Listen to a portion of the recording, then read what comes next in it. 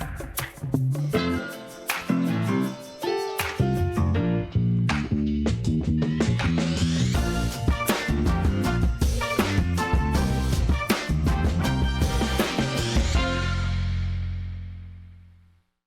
afternoon, everybody. Welcome to the Columbus Metropolitan Club, where we explore public policy issues, current events, and lessons in leadership at forums like this one every week. I'm Deb Hackathorn in the Government Relations Practice Group with Frost Brown Todd. I'm also proud to serve as the chair of the CMC Board of Trustees.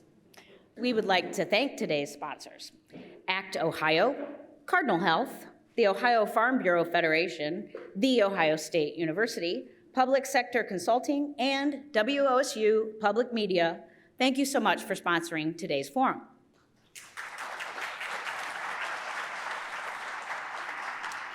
We're also grateful to the presenting sponsor of our live stream, the Center for Human Kindness at the Columbus Foundation, and to our live stream partner, the Columbus Dispatch. And thank you to the Ellis, of course, for hosting us. Every CMC forum takes a village. Let's thank everyone for supporting today's forum.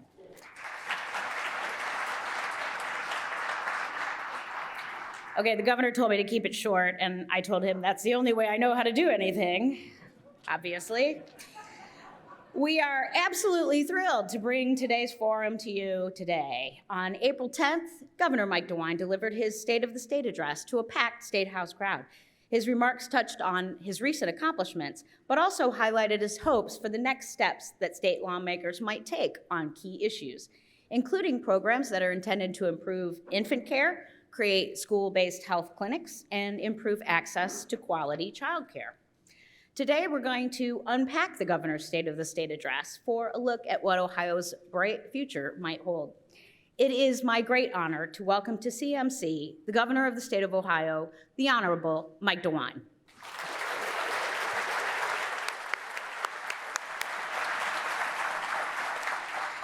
And we're thrilled to re-welcome our host, who has been with us before, reporter and producer for the Statehouse News Bureau, Jo Ingles. Take it away, Jo.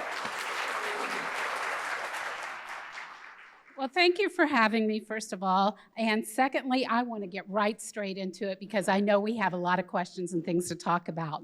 So, Governor's first question, your State of the State, it was full of plans that affect kids, expanding child care and mental health care, improving literacy, working to lower infant mortality rates. The legislative leaders, though, are not talking about many of these ideas. They've questioned whether Ohio can afford some of these things. Have you talked to Speaker Jason Stephens and Senate President Matt Huffman about these plans, and can an Ohio afford it? Well, Jo, thank you very much. Good to be with all of you.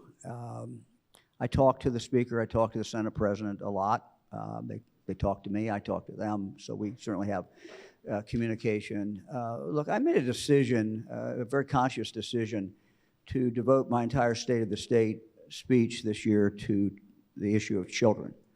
You know, as I look at the future of the state of Ohio, there's just nothing more important than early childhood education, making sure that our children have the ability to live up to their God-given potential. We're creating jobs faster in this state than we have people to fill them. But yet we have in Ohio and in other states, you know, a lower birth rate than we've had in the past. And it's just important for every child, every person, that they live up to their full potential. But it also, that happens to coincide with what is best for all of us in the state. Someone graduates from high school and is not on a pathway, we need to get them on some pathway, even if they change that pathway. If Fran was here, she would tell you I changed my pathway about 7 or 8 times. But when we got married, she thought I was going to be a social studies teacher, and I did too. But nothing wrong with changing your plans. But the point is, this is our future, and we need to focus on. Part of the job of the governor, I've kind of taken a quote from John Kennedy. One of the things that Kennedy said that struck with me, stayed with me, he said, the job of the president is to lay before the American people the unfinished business of the country. I think the job of the governor is to lay before the people of the state of Ohio the unfinished business of the state. We've made a lot of progress with the help of the legislature in all the areas that you just mentioned.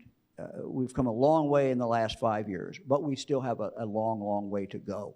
And we have to focus on our kids, focus on the future. So during the past 4 months or so, lawmakers have overridden 2 of your vetoes. Do you feel at odds with Ohio's legislative leaders when it comes to achieving some of the things that you asked for in your State of the State? No, look. There's some areas where we have disagreed, but if you look at, I learned long ago that public policy flows, frankly, with money. And if you don't have the money, the policy doesn't usually take place. And we in Ohio, of course, the money flows through our budget. And the budgets that I have presented to the General Assembly, we've gotten 95, 96, 97% of what I've asked for.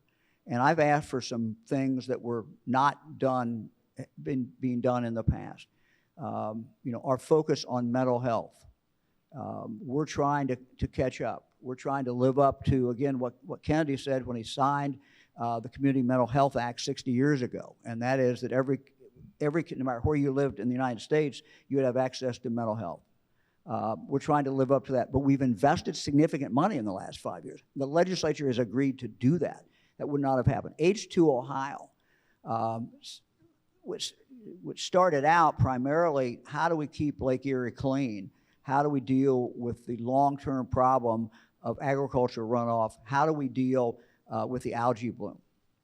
And the legislature has, at our request, has given us virtually everything we've wanted in that area. And we've expanded that to include how do we keep water clear and pure throughout the state of Ohio. We're spending over $100 million a year to do that. That was not done at all before H2 Ohio. There are things that were done, but this is an entirely new program. So I'll just stop there. But we've had thing after thing where I've asked the legislature, help us go do this, and we've been able to do it. The high profile, Joe, the high profile things, yes, we've disagreed on some things. And sometimes they've overridden me, and sometimes they've not, and we may disagree in the future. But on the essential things that the average Ohioan cares about, their family, their kids, their safety, their future, this legislature has been with me on virtually every one of those things. As you well know, there's been a leadership fight in the Ohio House during the past year and a half. Really? And it appears it's going to intensify going into the end of this year and the coming months. What effect is this having on your ability to get your plans through the legislature? Well, I found long ago that, if you're in public office or whatever you do, you take the world as you find it and you try to, achieve your objectives. And so, we've had changes in the legislature. We'll have probably more changes as we move along. The other thing that I do feel very strongly about, and I respect, our division and our separation of powers and our checks and balances. And the legislative branch, the governor should not be telling the House who to have a speaker. We shouldn't be telling the Senate who to have a Senate president. That is not what I should be getting involved in, and so I don't. Democrats in the legislature were critical that your State of the State speech didn't mention gun violence. Why didn't you? And now that we see a bill in the Ohio legislature that would increase penalties for repeat violent firearms offenses with mandatory prison times and reforms that you have advocated for in the past but lawmakers wouldn't accept at the time, tell us where you stand on that legislation. Well, as you just pointed out, I've talked about this. You've heard me talk about it probably dozens and dozens of times. And the underlying reality is that if you look at crime in the state of Ohio, you look at people who commit felonies in the state of Ohio, the people who commit violent crimes is a small percentage of those felons. And so if we want to protect people, we have to go after these repeat violent offenders who just continue to commit violent offenses. And frankly, we have to lock them up and we have to remove them from society. Same way in regard to someone who is using a gun to commit a crime. We have law in Ohio that says that if you commit a crime, if you have committed a crime of violence, and it defines in the code what that is, you can no longer have a gun. And what I've advocated for is to give judges more authority if someone is convicted of having a gun when they've already been convicted of having committed a violent offense. I think the judge should be able to throw the book at them and lock them up, because they're the people who are causing most of the crime. So look, I support the broad concept of the bill. I haven't looked at all the language of it, but this is exactly the thing that I've been talking about. Okay. During your administration, you've taken local control away from communities when it comes to reforming education. You said in your State of the State that you want to pass uniform statewide laws banning vaping and cigarettes. You said that you want lawmakers to pass a bill making seatbelt violations a primary offense. Are you going too far in taking local control away from local governments? Well, first of all, let's talk about seatbelts. We have uniform. We don't have really local laws in this area, not very much. We have uniformity in regard to how we keep our highways safe. So I don't think that's inconsistent with local control at all. I went to the legislature and asked them for a number of times, and we finally were able to get it done, and that has to do with distracted driving. We've already saved a number of lives, and a lot of accidents have been avoided because of fewer people who are being distracted. And we have more to do. We have more education to do, but we've already made great progress in that. Joe, in regard to seatbelts, this is the easiest vote anybody will ever take, that I will guarantee that it will save hundreds, thousands, ultimately thousands of lives if we have a mandatory seatbelt law. We're one of the few states that does not. Just look at the data. The national average of seatbelt use in this country is 90%. Ohio's at 80%. And so, we can just do the math and extrapolate that. So it's the next step. It's the next thing we can do to keep our highways safer. Other areas, you asked a lot of questions there. I know. Sorry about that. It's multiple questions. Look, let's talk about one of the biggest dangers in regard to health for kids, and that is that they become addicted to nicotine. The way kids are getting addicted to nicotine today in the state of Ohio and across the country is primarily through vaping, and vaping of flavors. Kids start down the pathway with flavors. Vast majority, 87%. If you want to stop kids, slow kids down from starting to vape and then get on that pathway of that addiction of nicotine, the way to do it is to do away with flavors. I wish, frankly, the Biden administration would do it. They have the opportunity to do it. They should do it. We should do it in Ohio.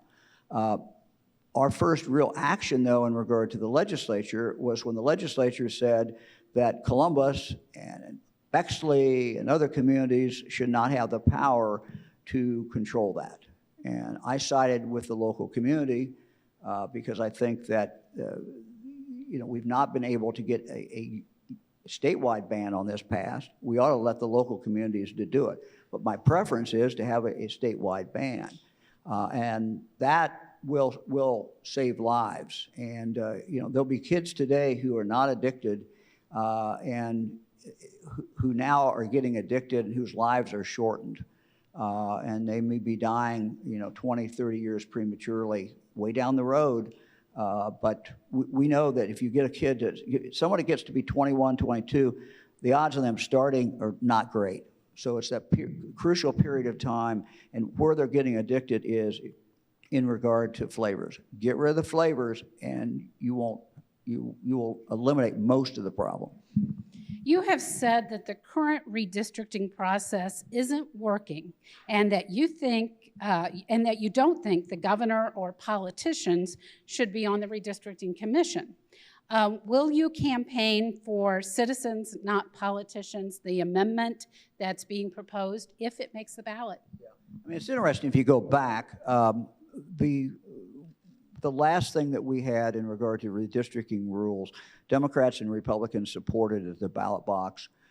Everybody was out, not everybody, but virtually everybody was out publicly in favor of it. And to my mind, it didn't work very well. It finally worked, but we kind of went through some real agony. And I guess it's my personal choice to never be involved in that again. So maybe I have a little bias in don't wanting elected officials involved in it, because I sure don't want to be involved in it again. But so my position is it didn't work very well, and we need to do something else, and we need not to have elected officials directly involved in it.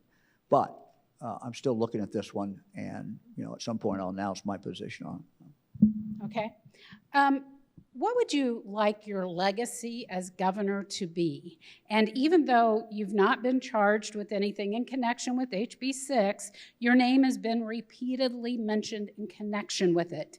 Do you feel like all of the turmoil about HB 6 will somehow tarnish your legacy? Well, first of all, I think anybody who stays up at night worrying about their legacy isn't doing their job very well. So I've got enough things to worry about. What I do worry about every day, and Fran can tell you this, is my focus every day is I only have so many days left as governor. And there's things that I want to get done and things that I want to see get done. There's things that we have started that I want to not complete, because you never complete things, but I want to see us make great progress. What we're doing, for example, in regard to reading in the state of Ohio, something that Fran is doing. She now has over 60% of the kids in the state of Ohio 0 to 5 who are getting a free book in the mail from Dolly Parton Imagination Library. 400,000 books go out every month, but we want to see that grow.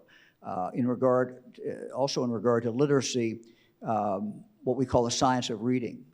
Here again, this is an area where we have said we respect local control. And local control of schools is vitally important, and it's our legacy in Ohio, it's our culture in Ohio, it's our law in Ohio. But there's an area where we know what works. The jury is returned. As a former prosecutor, I'd say the jury's back, we have a verdict. The verdict is that the science of reading is how you teach kids to read. Now, the legislature, my request has passed that. Now we're implementing it, but we got to make sure it gets into every classroom in the state. And so Fran, I've been traveling around the state a lot and doing what we can to see that happen. So I don't worry a lot about the legacy. I think if you want to, I think if you go back to my time starting as a county prosecutor and the state senate and Congress, if there's one consistency in one issue where there's been a focus, it's been on children. And that's not all a governor does, but it's something that's very, very important. There's another voter reform bill or voting reform bill at the legislature that would make it harder to vote, kind of change the process. But most people agree, and I think you agree with them, that there's not voter fraud, a lot of it in Ohio. So will you support it? Do you think that on balance that we need more voting reform? I think the burden of proof is on those who say that we need to change the law. When I signed the last reform bill, I said, as far as I was concerned, we're done.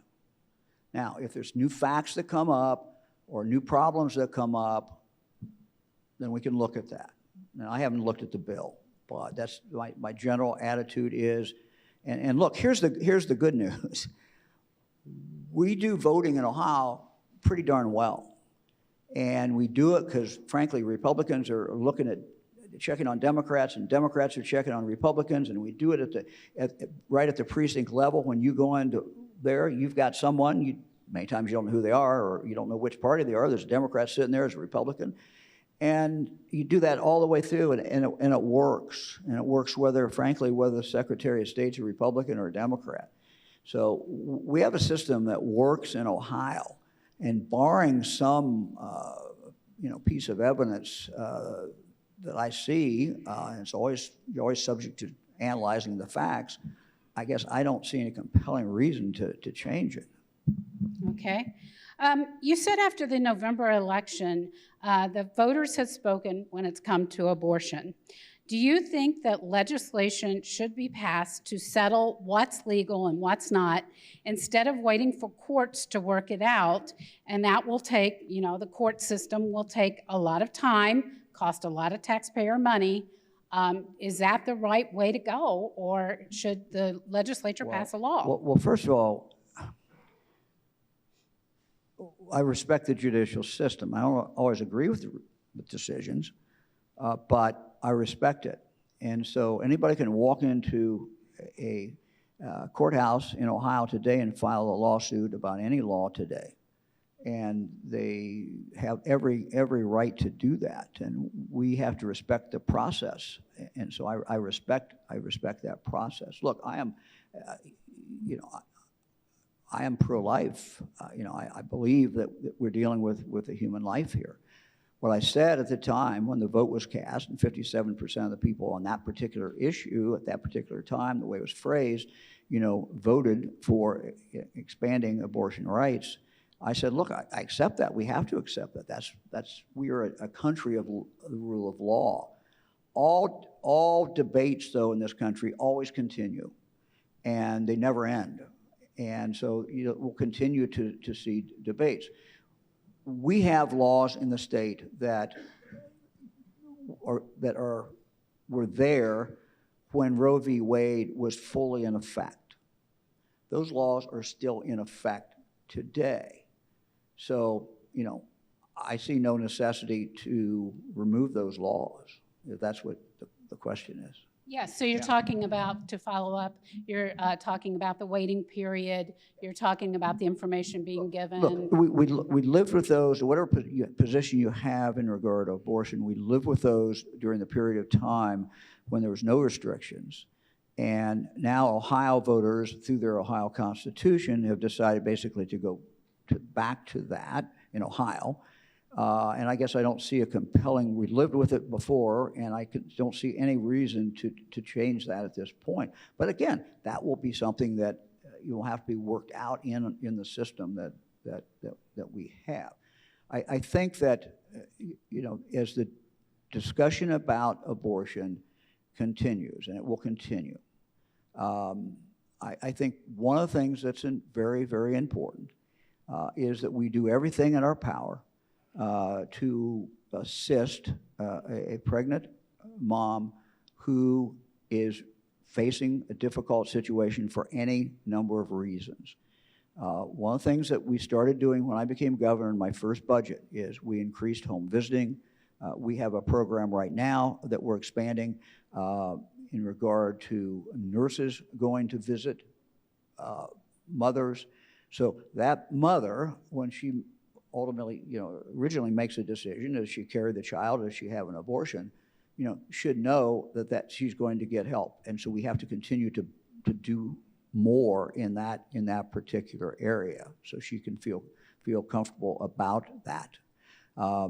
It is, if you think about, and we had a good week this week. I told you at the table in our family, we had our oldest grandson got married on Saturday, and on Wednesday morning we had our newest grandson born. And so, but I just, when you think about a mom bringing a child home, a mom and dad bringing a child home, or a mom, whatever her circumstances are, particularly if she's not had a child before, and maybe she doesn't have a lot of support, that has to be a very frightening thing. It's a newborn baby. And so giving her the assistance that she needs makes eminent sense for us, all of us, because we want that child to develop and be able to live up to his or her God-given potential. And we know that the first few years of life are absolutely the most important. And we also still have in Ohio, a high infant mortality rate. We have particularly among African Americans, but it's not great among everyone else. And so we have to continue to do things to improve that. And one of the ways we do that is to get help to the mom when she's early as possible in her pregnancy. And we've done a lot. We need to do more. And incidentally, some of that was in your State of the State speech, especially the nurses visiting. And you'd like to have that statewide, right? That program? Yeah, I mean, look, these are just things that we know will make a difference. I mean, you take the first 5 years of life, you know, just on dollars and cents, and that's not how we look at it, but on dollars and cents, the investment we make in that first 5 years of life are the most impactful and have the most impact in anything else that we can do. It doesn't mean we forget the child and, you know, all the things we're doing with career tech and college and other things, but those first few years are just vitally important. We all know that. That's what all the evidence shows. What legislation has been passed and signed in, have you signed into law that you think is the thing you're most proud of? And is there something that you would like to have the legislature pass and sign into law before you leave office? Well, I'm not bashful. I keep telling, you know, I keep talking about things that I want. I mean, I'll go back to something I said a moment ago. You know, if you want to see how to save the most lives, the easiest way, pass a seatbelt law. What we have today is it's not a primary seatbelt law. The officer cannot pull someone over for not having a seatbelt. It has to be another offense. The states that have switched to that, you will see almost an instant increase in the use of seatbelts. Part of it's education, but we've done a lot of education, and so we can certainly save a lot of lives in regard to that. But you know, I think we have to continue. One of the things that we haven't talked about yet is quality. You know, really everything about the quality of life.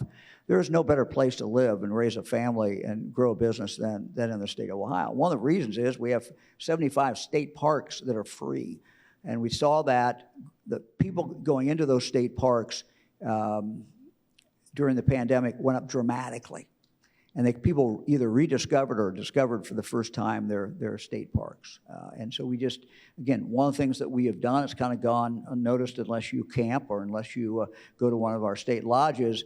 You know, the infrastructure had really deteriorated. And we have put, again, with the legislature's support, you know, we have built that back up. And so these are some of these things that we really have to do. But if you look at, you know, Joe, it's not so much laws, although there's certainly some laws that we could list that I probably want the legislature to pass. But it's mostly how do we do these things? How do we make sure that children can read? I mean, it's the implementation. It's mental health. You know, how do we, it all goes back to wanting every child to live up to their God-given potential. I mean, I look at things as a parent. I look at things as public policy as a grandfather now. And, you know, what you want for your own children and your own grandchildren is what I want for every child in the state. And that is, I want them to get excited about something, have a passion for something, and then have the help to get the skills that they need to be able to do that during their lifetime. I mean, you think as a parent, that's what you want, you know? You can't dictate what your child's gonna do or what business they're gonna go into, a profession, but what you want them is to find something. And so part of our challenge is to give these kids the options. There are too many kids today that don't see what all options there are. And we're really working very, very hard to expand that, and our schools are really focusing much more on it today to give these kids all the options that they have so they can find something to get excited about. Those are the things that you know, motivate me and get me excited. Now, you know, you're talking about kids, you know, motivating them, keeping them here, but we're seeing a brain drain still. We see young adults who graduate college, people who maybe have lived here all their lives, and they go to other places because Ohio is not considered to be cool. It doesn't have the cachet. I'm sorry, it just, you know, you talk to students who move out of state and they'll tell you they go someplace else because it's cool. What are you doing to make sure Ohio is cool, and how are we going to get the kids back? You're asking that to a 77-year-old, right? You're supposed to make it cool. That is by the way of words I knew when I was growing up. So, There you go. cool, yeah. It's cool. probably passé too. Yeah, I'm not sure, Joe, that's the right word, but anyway. Look, kids are going to kind of do what they do, in a sense. But our job is to, when that child goes away to Chicago for a while, make sure there's a job here in the field that they're excited about. They're going to go away for a while. Some will. But it's what we have here. And, bringing Intel to Ohio, I told our team we are one of 40 locations. We're fighting with 39 other ones we're fighting with around this country. But I told our team, and everybody said, oh, we're going to bring this many jobs, and we're going to have many suppliers that are coming. Yeah, that's all important. But what's also important, was important about getting Intel here, is a signal. This is an industry of the future. It's an industry of now, but it's also of the future. And I said, if we get Intel here, and it wasn't a sure thing until right in, literally, we got the letter on Christmas Eve.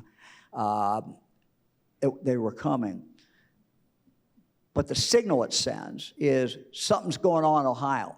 There's something pretty good in Ohio, or Intel that had all these choices would not have gone to the state of Ohio. Let's talk about our colleges. If you talk about, and it's not that all the new jobs are college jobs. You look at Intel's jobs, I think half of them are not college jobs. So it doesn't mean you have to go to college. But what businesses look for when they come into a state is, can I find the workers?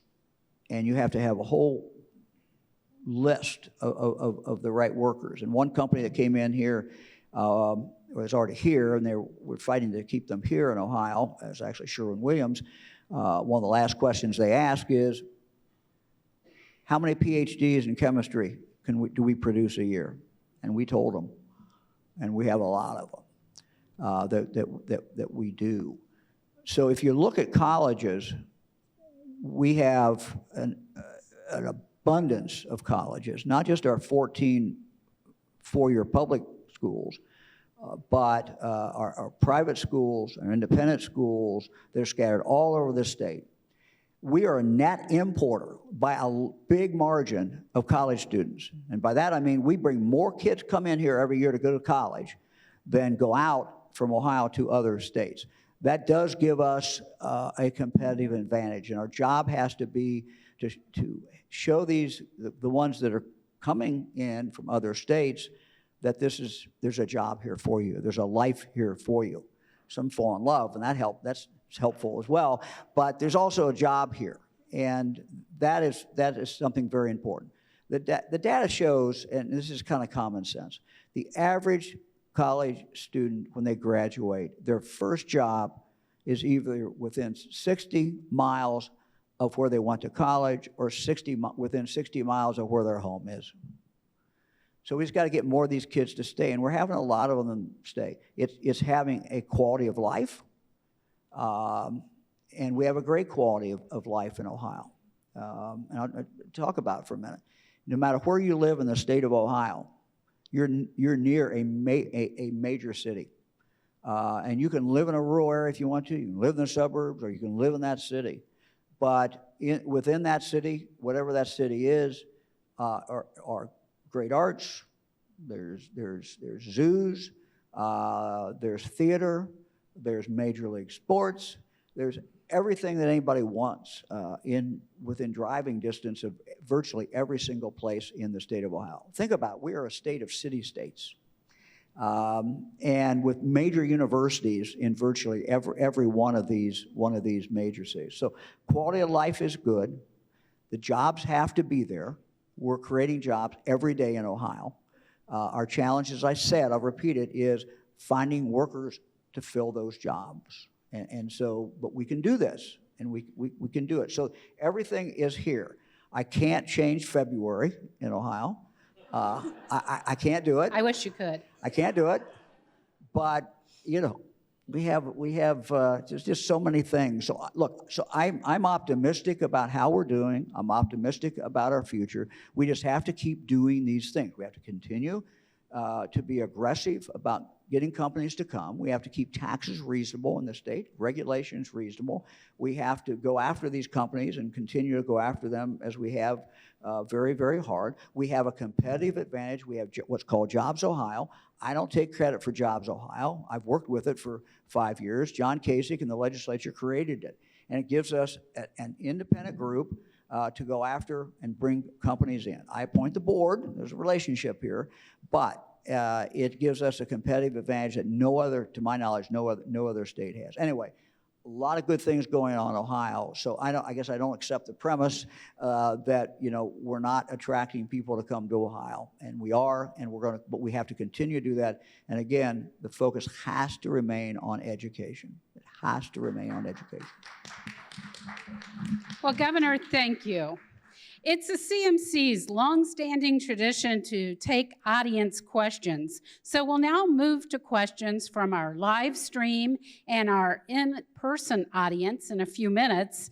If you have a question, please make your way over to the microphone now. If you're watching online, please type your questions in the chat. But before we take audience questions, panelists, Governor, I have one more question for you. You mentioned sports teams. I know you're a big Cincinnati fan. I'm a Cleveland fan. We have the sports teams there, and the capital budget's coming up. And we know that our sports teams are going to be asking for money that will benefit them. Where do you stand on using taxpayer dollars for things like sports stadiums or new arenas, things like that? Well, I'm not against it in principle. We've done it before, and I could give you all the reasons. And one of the main reasons is the quality of life, and what makes, if you like sports, it makes things exciting. Just ask anybody who lives in Cleveland and what they talk about all week during football season. And actually 12 months a year they talk about the Browns, but at any rate. But look, it's fun. The challenge that we have in Ohio, we have an abundance of sports teams, and that's a great thing in many sports, major league sports. Soccer, hockey, football, basketball, baseball. It's great. But that's also a challenge when you look at state tax dollars going to those teams, because when you do something with one stadium and one team, that obviously creates a desire all the way through to do it multiple times. And that is what the legislature and I have to be cognizant of and think about as we look at kind of one-off proposals. What does this do to every other team in the state? We approved, I guess it was a couple of years ago now, maybe a year ago, work that was being done on the Guardians Stadium. And as I recall, it was about $30 million. That is consistent, that occurs every X number of years. I forget how many years it's been since the Guardians ballpark was built, but it was kind of the first major one. That is, if you look at what's happened in the past, that's probably within the ballpark of what has happened in the past. Once you go way beyond that, then, we got another discussion, I guess. So. Well, thank you, Governor. And now, Doug Buchanan with the CMC is curating questions from our live stream audience. For those of you here with us in person, please join Doug at the microphone. Doug, what is our first question? Jo, thank you very much, and thank you to Governor DeWine for being with us today. A couple of just guidelines before we start this. I know many of you have questions, so please do make your way over here to the microphone to ask your question. If you're watching on the live stream, please type your question into the chat. Keep in mind that great questions at CMC actually have three things in common. They promote civil discourse. They can be asked in just a few seconds, and yes, they do end with a question mark, so thank you. I'm going to start by combining two similar questions together. This is from Jason Moore and Heidi Christman. regarding Ohio's opioid crisis and the creation of the One Ohio Recovery Foundation. How can we ensure that impacted families and their children receive adequate funding from One Ohio to make right what has been so tragically wrong for so many families? What will the legacy of your administration be as it pertains to families and children impacted by the opioid crisis? Look, this is a horrible tragedy, a tragedy that continues in Ohio and across the country. You know, some of the recent numbers look better, but it's just horrible tragedy. We did something in Ohio that I don't believe was done in other states, or if it's been done, I think we were the first state to do it. We had all these settlements that were occurring, and it was not just Ohio suing, and by the way, when I was Attorney General, we were the second state to file suit. Mississippi had done it. We were the first major big state to do it. I'm proud because as soon as we did it, we started seeing other states do it. But it wasn't just the states. It was cities were doing it. It was even townships doing it. It was villages doing it. And so when I started looking at this and thought, this doesn't make a lot of sense in the sense that, yes, there are victims in that township, there are victims in that village, there are victims in that city. They should be compensated, but some of these communities are going to get $300. I mean, it didn't make a lot of sense. And so what made sense to me was to try to put that money together and make a fund. And we had a lot of meetings about it, and I won't go through the long process, but we ended up with an agreement. And the agreement was, as I remember, that I think 55% of the settlement money was going to go to what we called One Ohio. Now, that's not something I control. One Ohio is made up of representatives from every single part of the state. And they are now in the process of taking the first settlement money and getting applications and making decisions about how that money should be spent. They will make that decision. I won't. It'll be representatives from every region of the state. My guidance to them that they don't have to follow at all, but I did talk to them when they first met, and I said, you know, we don't want to spend this money that comes in 2 years and then look up and we still have a problem and we don't have any money to spend on other than, you know, what the legislature would do. I said, you need to make the decision how fast to spend this money. You need to make the decision about how to invest this money. You know, what I didn't want to do and what scared me was what we did with tobacco settlement. And that money was used for good things, but it wasn't used for cessation. We still have one of the highest smoking rates in the country, and we don't have any money that's dedicated to it, really. I just thought that was a mistake. So I thought, you know, I didn't want to do that. And so what I wanted to do is, with the opioid problem and addiction problems, be able to spread that money out. I also asked them, I said, look at doing some innovative things that have not been done before. I said, I don't know what those are, but you will have the resources to do that. And you need to take a good hard look at what really would be very innovative and that might have a huge impact that has not been tried before. And so it's up to them to make those decisions. I think it was right to do it with there's still money going to cities and other communities, but over half that money is going to this one fund that is going to be there, and is in fact controlled by people from all over the state. Governor DeWine, thank you for focusing on the youth and especially for the Ohio Rise program that focuses on children's mental health. I lost my own daughter to addiction, and I have been raising her son. I have noticed a tremendous gap in resources, especially for the children impacted by parental addiction. These children are prone to genetic disposition to addiction, and many suffer from PTSD and trauma, as my grandson does. The gaps inspired me to start my own nonprofit, Keys to Serenity, 7 years ago, to support these children. However, we need more. We need more programs. And my question is, what is a plan that Ohio has to help support these children that are impacted by parental addiction? These are the innocent victims in the epidemic. Yeah, thank you. I'm very sorry for your loss. Yeah. You know, we are doing a lot of things for young people who have had trauma. Trauma can be caused, obviously, by many different things.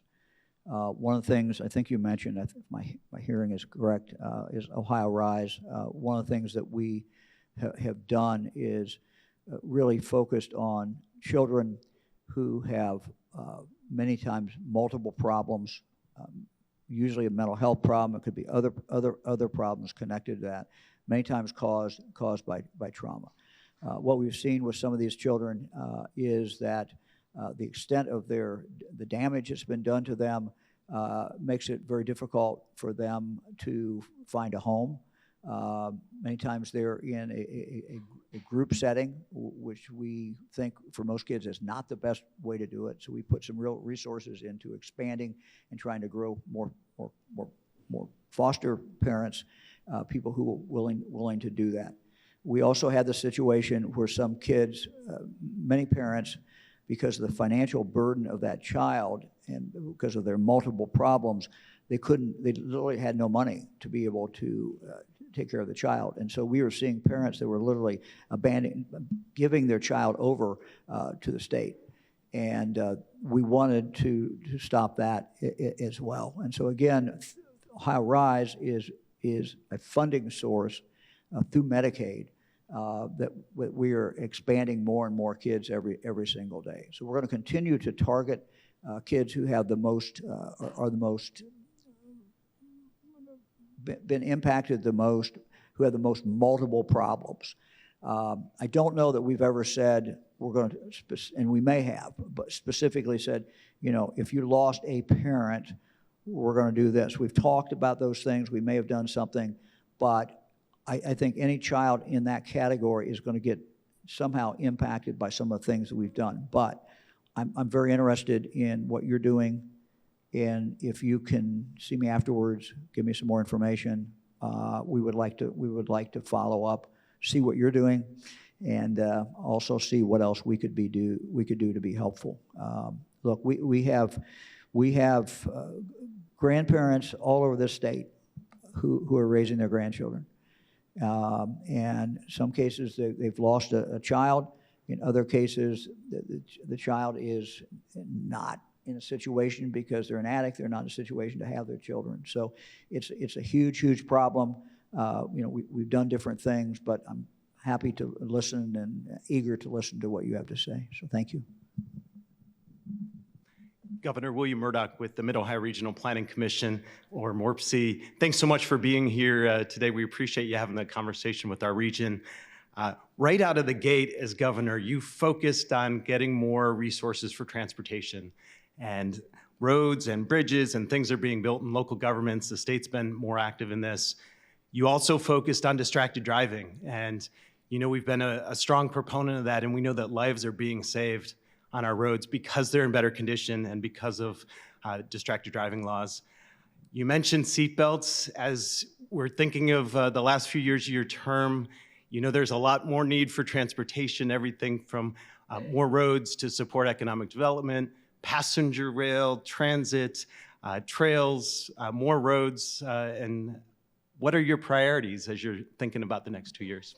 Well, I'll start with trails because I'm just coming off a trip in our Appalachian counties. We set aside, asked the legislature to do something historic in regard to our 32 Appalachian counties. One was to set aside $500 million for those communities to come up with their own plans. Many of them came back and said, we want to expand our trails. And I was talking to two of our directors this week, and I said, we need to do a better job letting people know where these trails are today. Because we have phenomenal trail system, and it's going to get better with this additional money. We just announced, I think yesterday, additional money that went out for sidewalks. One of the concerns that we should have is the number of pedestrians who are being killed. This is happening all over the state. It's a real concern, And so again, tying these in with sidewalks and giving people a place where they can walk, but also doing things that people want to ride bikes, but they're not directly into the traffic.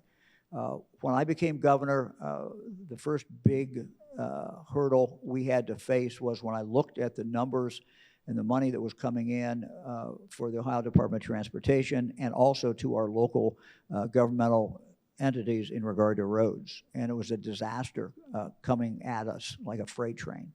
And we did something. I asked the legislature to do something that no one ever wants to do, and that is to raise the gasoline tax.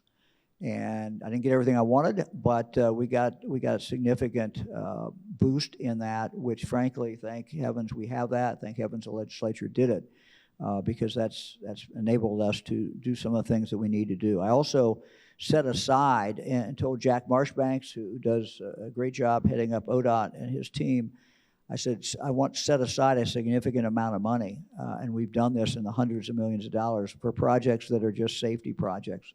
You know, every one of us, no matter where we live, we know of a intersection, bend in the road, something where we say, why in the world don't they fix that? Someone's going to get killed there, or 3 people have already died there. Well, we're they, and as I told Jack, we're they, and we need to set aside money to go into those communities and fix those problems. Now, we haven't fixed them all, but we've fixed an awful lot of them. And so, you know, these are all the things that we're doing. As far as the passenger rail, look, this is studies going on. We took the next step. I said, yes, we will take the next step with the federal government to have the study, and I don't know how that's going to turn out. It's got to be something that actually works and something that is viable, but we're going to see after the study is done. Hello, Governor. I have a question. In a lot of the research, I'm a policy analyst, by the way, and in a lot of the research that I do, I look at behavioral health disparities that exist. And I've noticed in my research that there are significant disparities in Appalachian and rural regions, as well as urban regions of the state. What do you propose is a solution to bridging that divide that exists in those communities to help address the totality of issues that are affecting Ohioans in the state? Thank you. Yeah, that's a great question. I'm not going to tell you everything that we're doing because we don't really have time. But one of the things that we have seen schools do, and we have now put over $60 million that we announced. Again, these were the kind of the competitive grants. That this is part of the half $500 million that we set aside for Appalachia. But we've seen it in cities as well. And that is something that really works, that can increase the health of the children in the school, but can also increase the health of the community, is when you put a clinic, a real clinic in a school. And I was in a school the other day. They have 2 entrances. They have people from the community, a rural area, Pike County. They have an entrance where the kids from school can go in and get treatment during the day. They also have a place where the community can come into. They have about, in that particular school, is about 50-50. And the reason it works, in my opinion, is that in most communities, a place where people are very, very comfortable is their local school. And part of healthcare is finding places where people are comfortable. It's not just actual access, but it's real access. And if you're not comfortable going to a place, or you feel strange going there, you don't go there. And so schools are someplace where we go for basketball games, football games, spelling bees, and we go there to school parent-teacher conferences. People are used to going to their local school. And so when there's a clinic actually in that local school, it works. And the economy actually works. The dollars and cents can work. The other thing that we're doing in regard to site, and I think I talked about this a moment ago, but we have to do a better job. We got too many of our kids, you talk about reading, we got too many of our kids who have been found that they need an eye exam and don't get the eye exam. So all of these things that we're doing, not just in Appalachia, but we need to do them in our cities, we need to do them throughout the state. Governor, thank you. We have about 2 minutes left for one final question. In an era marked by heightened polarization and contentious debates, how do you envision fostering a culture of civility and constructive dialogue in Ohio, particularly in our political landscape and public discourse? Well, as governor, I work at it every day. I'm not always successful, but I work at it every day. And I try to remind all of us, myself included, because we all gotta sometimes we have our uniform on and we get in debates and we, battle these things out. But in the end, if you look at the basic things, we all agree on the basic things. Pretty much. Importance of children, the importance of having them well educated, importance of making sure they have good health care, keeping people safe on the highways, making sure our water is good, making sure we have state parks. Look at all the issues that we really agree on. And again, even though, people in the legislature have different opinions among themselves many, many times, there's been a consensus on these issues, and we've been able for 5.5 years to drive these issues. And again, it's because there's so many things that we have in common. And yes, there are going to be things we fight about. Look, I know that there's a ton of people in this room who disagree with me on abortion. I know there's people in this room who may disagree with me on other issues. But if you look at the things that impact people's lives every single day, most of the issues, we can find a place to come together. I did that when I saw that in the United States Senate. I can't speak of the Senate today. I haven't been there for 20 years. But when I went into the Senate, one thing someone in politics has to be able to do is count.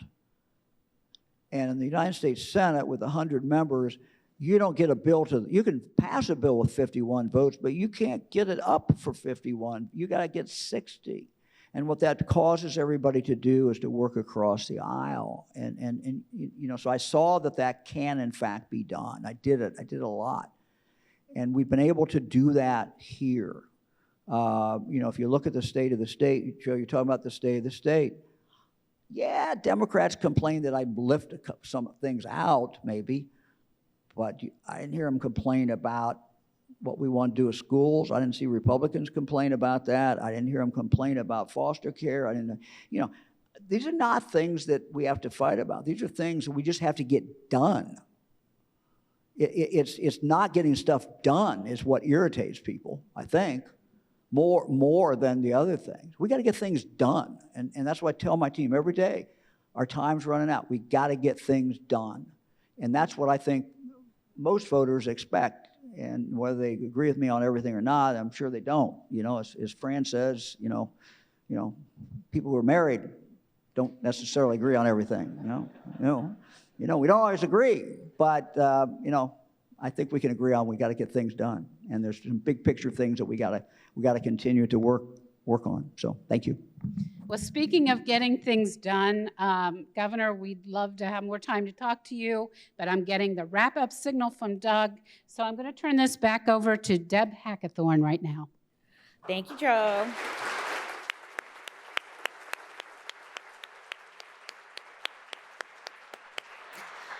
I hope you all feel inspired and that you'll join me in looking forward to watching the governor make Ohio even more cool over the remainder of his second term, right? And get things done. Please join me in thanking our sponsors for today's forum: ACT Ohio, Cardinal Health, the Ohio Farm Bureau Federation, The Ohio State University, Public Sector Consulting, and WOSU Public Media. And thank you to the presenting sponsor of our live stream, the Center for Human Kindness at the Columbus Foundation, and our live stream partner, the Columbus Dispatch, and of course, our host here, the Ellis. A very special appreciation today to today's speakers, Governor Mike DeWine and Jo Ingles.